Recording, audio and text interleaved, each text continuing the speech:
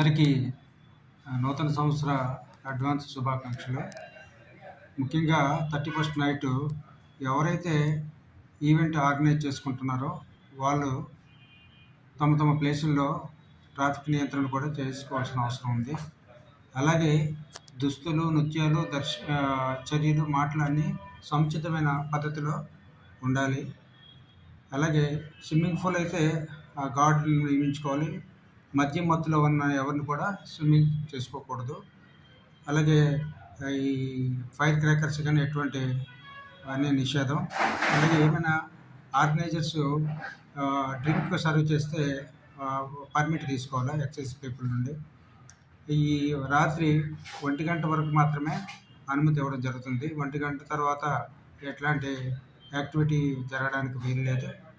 ముఖ్యంగా respected CP sir ఇప్పుడు నేను చెప్పిన ఇన్స్ట్రక్షన్స్ అన్నీ చెప్పినవన్నీ సిపి సార్ ఉత్తర్వులు ఇవి. అందరూ ఏసీపీలకి ప్రజల్లో మధ్యకి వారు ఇచ్చిన సూచనలు, సలహాలు పంపించాలని వారు చెప్పడం జరిగింది. దానికోసం ఈరోజు మీకు అందరికీ చెప్తున్నాం. అయితే మద్యం సేవించున్న వాళ్ళకి ఎవరైతే ఆర్గనైజర్స్ ఉన్నారో వాళ్ళే క్యాబులు కానీ ఏదైనా వెహికల్స్ కానీ వాళ్ళ ఇళ్ళకి దింపే ఏర్పాట్లు చేయాలి. డ్రంక్ అండ్ డ్రైవ్ అయితే ఎట్టి పరిస్థితిలో అలౌ చేయం. వాళ్ళ మీద కఠిన చర్యలు తీసుకుంటాం.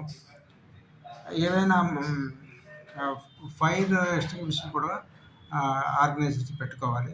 ప్రజలకు సూచన ఏంటంటే 1 తర్వాత రోడ్ల మీదకి రావడం కానీ, మహిళలకు కానీ ఎవరిని అశ్లీలమైన మాటలు కానీ, అశ్లీలమైన యాక్ట్ కానీ చేయకూడదు. చేస్తే వారి మీద కఠిన చర్యలు ఉంటాయి. అలాగే డ్రోన్లు వాడాలి. ఈ అనుమతిలో ఉన్న పేర్కొన్న స్థలంలో మాత్రమే కార్యక్రమం చేపట్టుకోవాలి. ముఖ్యంగా 31st నైటు ఈ సంవత్సరానికి వీడ్కోలు చెప్పాలంటే మనం 31st నైట్ అంతా చాలా సిస్టమేటిక్గా ఒక పద్ధతిలో ప్రజలందరూ ఎంజాయ్ చేయాలని కోరుకుంటున్నాం.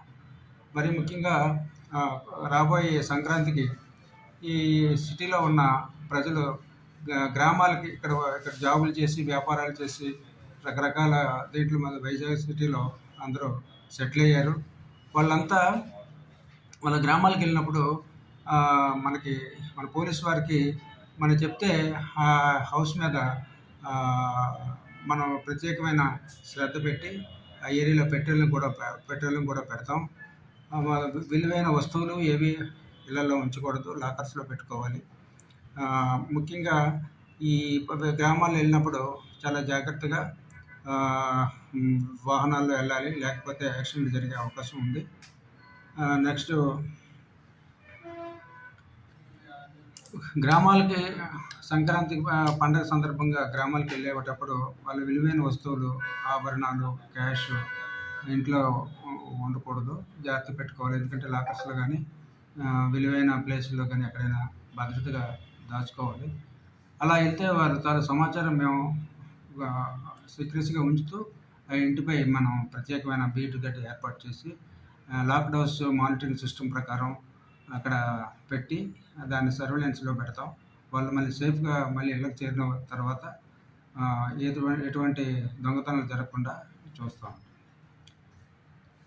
మళ్ళీ వెనక్కి వస్తున్నాం. 31st నైట్ ఎటువంటి ఆభరణాలు ధరించి రోడ్డు మీద తిరగకూడదండి. ఎందుకంటే చైన్ స్నాచర్స్ వాళ్ళంతా దొంగలు తిరుగుతారు. కాబట్టి భద్రతతో ఆర్నమెంట్స్ ఎక్కువ వేసుకోకుండా ఉండాలని కోరుకుంటున్నాను.